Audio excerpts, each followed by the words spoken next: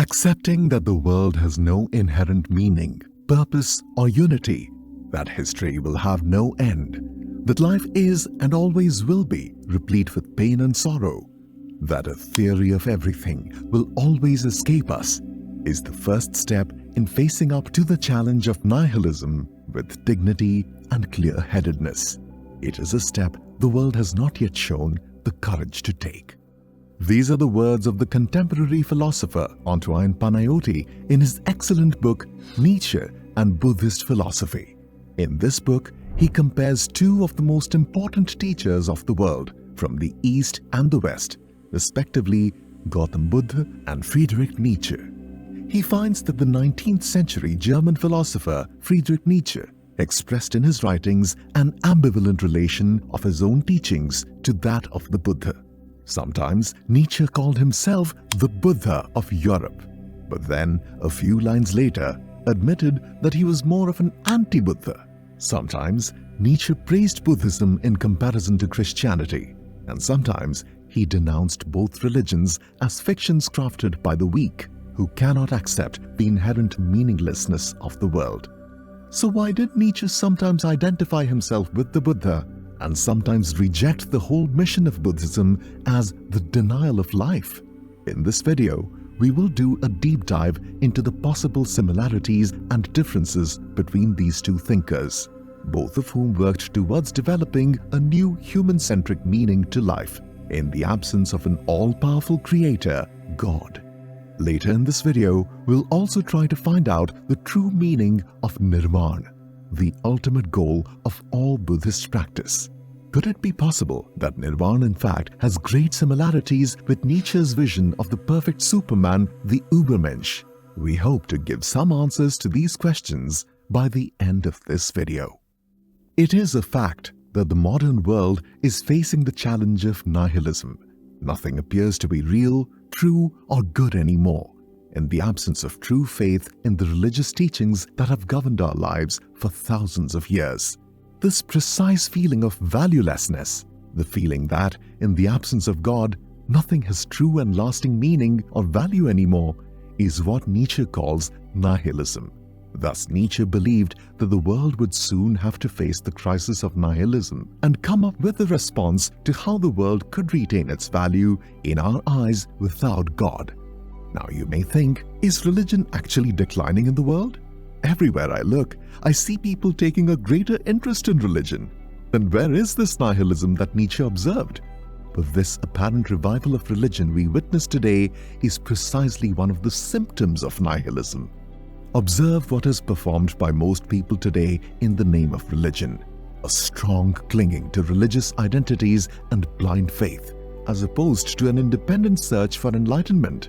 As Panayiotis notes, the revival of mindless fanaticism and desperate religiosity we are witnessing today feeds off the ethical barrenness of a culture, perhaps only temporarily weaned off the soothing lies of theism.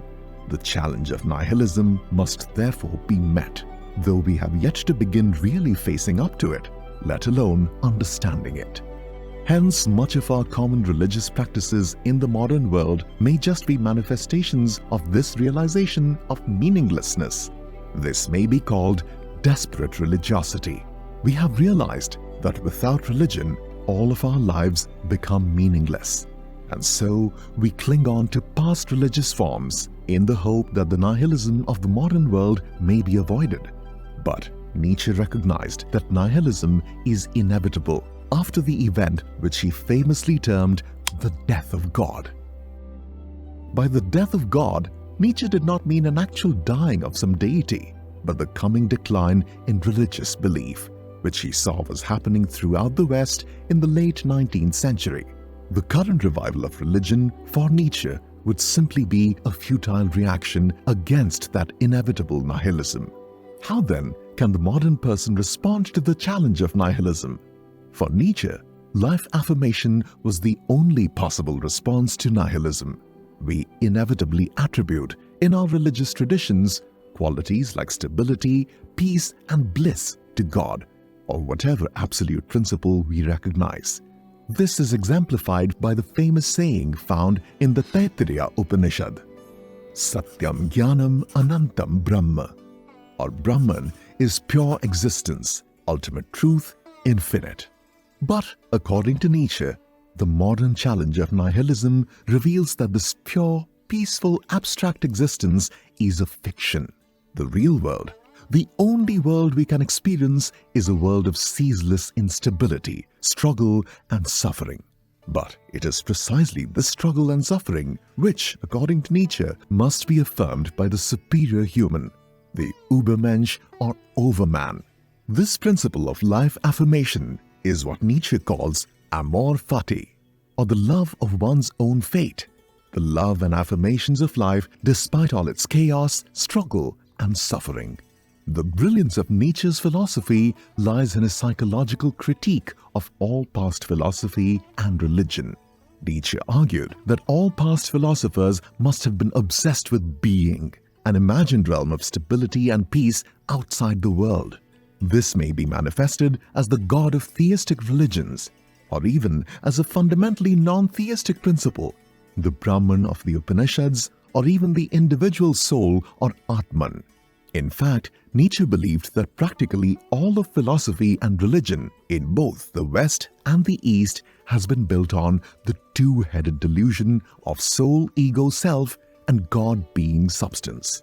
But Nietzsche realized that in the modern world, we must admit the truth that instead of this imaginary being, all that we witness is the world of becoming, the world of struggle and suffering. All past thinkers instead denied validity to the very real qualities of the world, as it is presented to us by our senses. Instead, they generated a fictitious, suprasensuous domain of the real.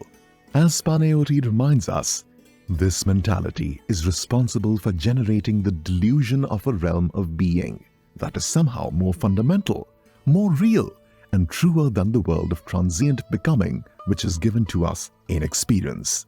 By positing the existence of this truer or more absolute world, these past thinkers implied a complete devaluation of the world in which we live as a realm of sin, lust, and greed, or under the famous Hindu formulation, the age of Kali or Kali Yuga.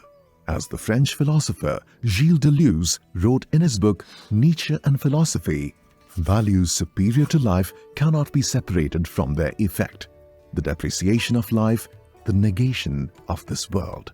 And so Nietzsche realized that after the death of God, all we would be left with is this devalued and negated world, with no chance of ascending to exalted heavens. Hence he wrote that the modern humans, after the death of God, are faced with a rebound from God is truth to all is false. This is nihilism. However, Nietzsche realized that he had one historical precursor, another original thinker who over 2,000 years before Nietzsche had realized the same truth. All that exists is becoming. This precursor was Gautama Buddha, who had famously argued for the principle of anatma, or no self. Here, the Buddha argued that there was no such thing as a continuing self or soul which was reborn after our death. Instead, all that was reborn were the impressions or samskara that a person had created during their life as per the law of karma. Nietzsche's philosophy therefore remains open to the question, what after nihilism? How will humanity rediscover the value of the world in the absence of God? Indeed, Nietzsche devoted himself primarily to the description of the problem of nihilism and the critique of pre-existing philosophers and religions. But he could not explain what will happen in the future. He did not understand how humanity would survive the collapse of traditional faith and values. But it is clear that Nietzsche, despite his recognition of the Buddha's originality and similar lines of thinking, did not consider Buddhism as a response to the crisis of nihilism. The reasons for this will be discussed later in this video. Hence, in 1883, Nietzsche wrote, "I could become the Buddha of Europe, though frankly, I would be the antipode of the Indian Buddha." In fact, it is clear that Nietzsche knew that the Buddha had done two of the same things that he was now trying to do. As Panayoty writes in his book, first, the Buddha firmly rejected the myth of being and admitted only of becoming. Second, he sought to formulate an ethics which did not rely on the fiction of an abiding, blissful absolute. An ethics designed to address the fundamentally painful nature of life in a world of turbulent becoming and frustrating impermanence. The Buddha's ethics, accordingly, was also geared towards an ideal state of supreme well-being or great health or nirvana. Hence, in direct contrast to the affirmation of ultimate being or Brahman found in the Upanishads, as well as the heavenly father of Christianity, the Buddha, like Nietzsche, asked his disciples to focus only on this world, on their suffering in this world, and on the overcoming of their suffering. This is exemplified by the Four Noble Truths of Buddhism. All metaphysical questions, therefore, were considered unhelpful, because they would not help the Buddha's disciples attain nirvana. Indeed, Panayoti argues that the Buddha should first and foremost be looked upon as a therapist and not a theoretical thinker. This is because his message is aimed solely towards the removal of human suffering. Here it is interesting to note that Nietzsche too was not concerned with the metaphysical questions which had occupied all the Western philosophers before him, and viewed his writings as helping the new free thinkers, those who live without the moral guidance of earlier religious thought, in a therapeutic way. And just like Nietzsche, the Buddha psychologically analyzed the beliefs of those who wished to escape the world of becoming and reach a state of peaceful being. These were the sages who composed the Upanishads and were active during the time of the Buddha. Instead of identifying with the search for ultimate or transcendental knowledge exemplified by these sages, the Buddha instead critiqued their whole search.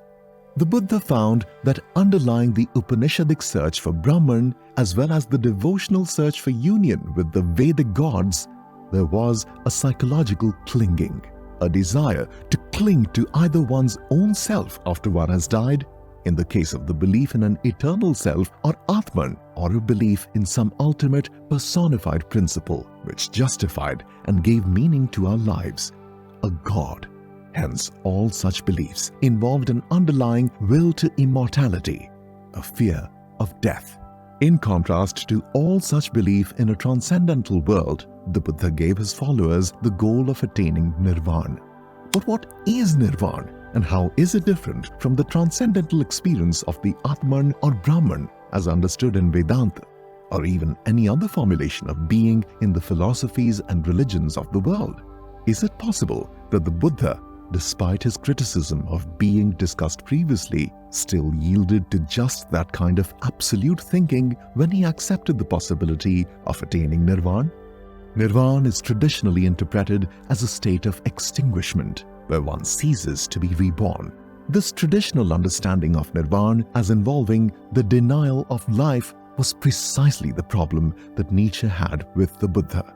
To this ethic of nirvana as life negation, Nietzsche posited Amor Fati, the love of one's fate, and therefore the love and acceptance of one's suffering, as his ethic of life affirmation. But we will shortly return to the question of nirvana and whether it is actually life-denying. Of course, Buddhism continues to retain the traditional Vedic gods like Brahma and Indra. How could Nietzsche then view Buddhism as motivated by the same crisis of nihilism which he saw was taking place in the Western world? Importantly, Nietzsche was aware that the Buddha denied that all these deities were immortal. This is because no being in Buddhism is immune from decay. Hence, according to the Buddha, one could not worship the Vedic gods to access a supposed realm of permanence and stability, where one could eternally dwell with their chosen god. Hence, Nietzsche figured that Buddhism could have only gained popularity in India once the belief in the Vedic gods as being all-powerful and omnipotent was declining. Thus, there must have been a crisis of nihilism in ancient India itself. Nietzsche writes, "The same development occurred completely independently in India. The decisive point was reached 5 centuries before the European calendar with the Buddha." Of course, Nietzsche's argument does not make much historical sense. Theism, the belief in God, has continued for thousands of years since the Buddha preached in India. Nonetheless, He is correct in noting that Buddhism is the only religion in the world where a belief in God, or indeed in any ultimate transcendental world, is not necessary for liberation. This difference also translates to the difference in how one views the world.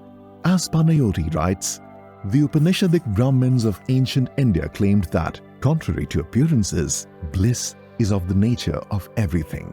The Buddha rejected this. On the contrary, he claimed suffering is of the nature of everything. Indeed, overcoming the delusion that struggle and pain can ever be escaped through access to a realm of peace, serenity, and permanence is the necessary condition for embarking on the path of Buddhist ethics. The Buddhist would argue that to look upon the world as composed of an enduring substance, or Brahman, is to see being where there's only becoming. This is ultimately an outcome of a grand personification of the universe. The illusion of being is ultimately a cosmic version of the illusion of the self or Atman. Hence, Vedanta equates Brahman with Atman, respectively representing the macrocosm and microcosm of the universe. But for the Buddha, both Brahman and Atman must be rejected, because they are ultimately forms of clinging towards one's own self and towards the world. When we realize that our ego will face death, as it is ultimately only a part of the body, we come up with the fiction of a self, something that underlies the whole world, which will continue when this individual ego dies. The Buddha hence realized that all philosophies which accept an eternal self only reflect an attachment or clinging towards the world by these philosophers. Similarly, Nietzsche once wrote, "The entire religious history of mankind is recognized as the history of the soul superstition." For both the Buddha and Nietzsche, a person is not a single entity. Instead, we are a process. Both of them recognized that a person is constituted by multiple competing wills, as well as things like form, feeling, and consciousness, which come together to create the delusion of the ego, the I. Once this delusion takes over, we view the world and ourselves through the lens of the ego. This perspective, it may be noted, is completely in line with modern psychology. Hence, the first illusion, according to both the Buddha and Nietzsche, is our self, the ego. Now, once we start viewing the world through the lens of the I principle or ego, we assume that the external world also consists of enduring things. But we forget that the whole world is just a process, a set of attributes that come together to form the fiction of a thing. Hence, because we wrongly view the processes that constitute us as forming an enduring I or ego, we also end up viewing the external world as consisting of enduring substances or things. This is the second illusion, the illusion of enduring substances in the external world. Finally, we logically work upwards from the independent substances we see in the outside world to come up with the final fiction, the primordial substance that stands behind the whole world, either as the creator of the world, a god, or as an ultimate principle that manifests as the whole world, Brahman. This is the third and final illusion, the illusion of being. We have discovered immense similarities in the worldview of Gautama Buddha and Friedrich Nietzsche, and yet one question remains to be answered. Isn't the Buddha's ideal of Nirvana ultimately a denial of life? If so, how could Nietzsche, who wished to celebrate one's suffering, ever accept Nirvana? Indeed, while Nietzsche wished to accept and affirm our suffering as an inherent part of life, the Buddha still instructed his disciples to overcome suffering and not to accept it. Nirvana, the goal for the Buddha's disciples, necessarily involved putting an end to suffering. For Nietzsche, this search for escape from suffering was recognized as a pessimism for the weak. In contrast to this ideal, Nietzsche posited his own pessimism of strength. Here, as Panayoti writes, instead of drawing the conclusion that life is an evil to be ended on the grounds that it is full of suffering and struggle, the pessimism of Nietzsche affirms that life is good and desirable, not just in spite of, but because it is ever turbulent and painful. The endless sufferings of life do not discourage them, but urge them on, as obstacles that must be surmounted, resistances that must be overcome. Painful events are the rungs of the ladder towards greater vitality, power, and energy.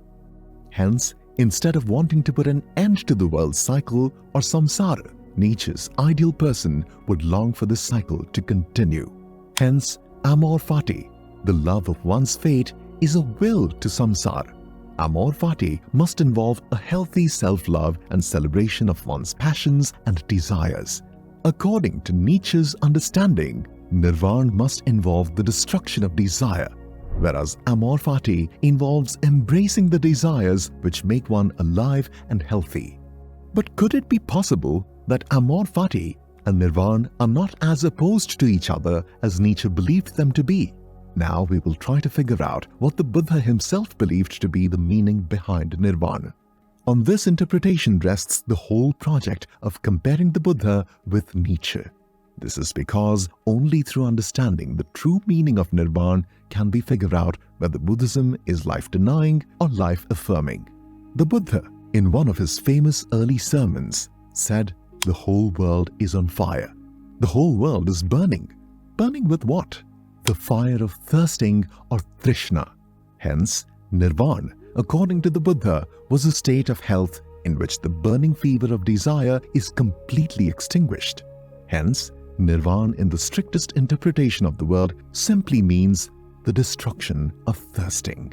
Thirsting, according to the Buddha, is of three types: thirsting for objects of desire, thirsting for things to come into existence or arise, and thirsting for things not to be or to disappear. The third point here is crucial for arguing against the claim that Buddhism is life-denying. If the search for Nirvana, psychologically, was concerned with putting an end to existence, that would simply be a manifestation of this third type of thirsting, the thirsting for things to disappear. Hence, someone who views the world negatively and desires to escape from it cannot attain Nirvana because they are motivated by a desire, the desire to disappear from samsara. Instead of this desire, the Buddha famously asked his disciples to follow the middle path.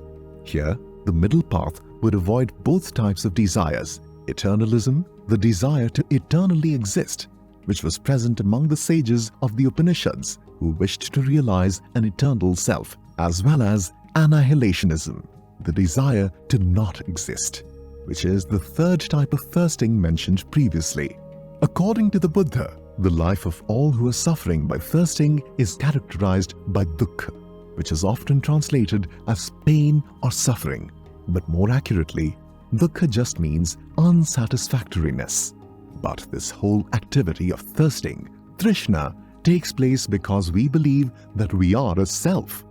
Recall our earlier discussion of the Buddha's critique of the self, or Atman. We are just a bunch of processes, and not a single existing ego. It is only when we identify with the ego that we desire for things. If there were no ego, who desires for what? Hence, as the ego is responsible for the creation of desires, and desires are responsible for the unsatisfactoriness of life, or dukkha, the ego is indirectly responsible for dukkha. From this, it follows that Nirvana involves, in Panayoti's words, uprooting the deeply entrenched habit of looking upon oneself as a robust unitary self. The mind and body are inflamed as a result of the infection of the ego principle, and by virtue of this inflammation, there arises the fiery fever of thirsting. The metaphors of fire and disease are the best way to explain the relation between samsara and nirvana. This is because nirvana literally means to put out or to extinguish a fire. Hence, the simplest possible explanation of nirvana, according to the Buddha, is that it is a state where all kinds of clinging or desire, and thus all kinds of suffering, come to an end, when the fire of desire is extinguished. But this description is deceptively simple. The truth of nirvana can only be realized when we reflect on the implications of the end of desire and clinging to existence. What does that really imply? According to the famous Buddhist philosopher Nagarjuna, the doctrine of emptiness, which is realized on attaining Nirvana, brings conceptual proliferation to cessation. In other words, all philosophical views are abandoned once Nirvana is reached. Once we realize that the very notions of self and thing are delusional, we no longer attach ourselves to any philosophical view about the world. Indeed, Nagarjuna's thought can be traced to the Buddha himself, who declined to respond to any metaphysical questions, such as whether the world is eternal or created, and even whether or not there is an all-powerful God. All he taught was the existence of suffering and the cessation of suffering on attaining Nirvana. Nagarjuna helps us understand the implications of the Buddha's teaching. When we bring an end to desire, as well as the delusion of the self, we no longer ask such questions about the nature of the world and simply dwell in the state of Nirvana. Hence, Nirvana is not just a mental acceptance of some doctrine, but says there is no self. Instead, it involves a cognitive deconstruction of the self, which would necessarily involve a complete transformation of the way in which we feel and experience the world. And so, Nirvana cannot ultimately be described in terms of language or in terms of philosophical views, because it is beyond all those things. But it is clear that Nirvana does not involve the end of life. The Buddha, after all, attained Nirvana and continued to teach for 45 more years after his attainment. The truth is that the Buddha continued to perform for others a self, only for the sake of the integration of the body and mind, while knowing that this self was a mental construct. Hence, it may be possible that Nirvana is not life-denying after all. This increases the possibility for a synthesis between the views of the Buddha and Nietzsche. In this video, we've just scratched the surface of the possible similarities and points of difference between the Buddha and Friedrich Nietzsche. However, by the end of this video, you must have realized that there is a lot in terms of similarity between these two thinkers. We end this video with the following thought. Once the crisis of nihilism is realized in full by our modern societies, it is possible that we have to turn again to the Buddha's teachings to develop a new sense of meaning for the world. What do you think about the Buddha and Friedrich Nietzsche? Do you think they have a lot in common? Let us know in the comments below.